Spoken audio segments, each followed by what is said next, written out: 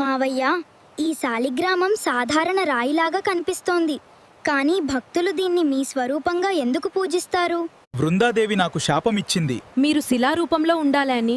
శాపం వల్ల గణేశ, నేను గండకి నదిలో శాలిగ్రామ స్వరూపంగా ప్రత్యక్షమయ్యాను. శాలిగ్రామం సాధారణ రాయి కాదు, అది నా చక్ర తేజస్సుతో పవిత్రమై స్వయంభూ స్వరూపం. గండకి నది పక్కనే హిమాలయాల మధ్య ముక్తినాథ్ క్షేత్రం వెలిసింది. అక్కడ గణేశ, నీరు, అగ్ని, గాలి 3 దివ్యతత్వాలు కలిసి ఉంటాయి. మావయ్య, అక్కడ అగ్ని కూడా ఉంటుందా?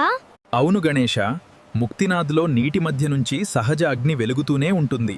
భక్తులు దాన్ని నా దివ్య మహిమగా భావిస్తారు.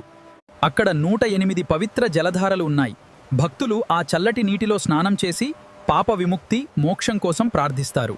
మావయ్య, అంటే అక్కడికొచ్చే భక్తులను మీరు మోక్షానికి దగ్గర చేస్తారా?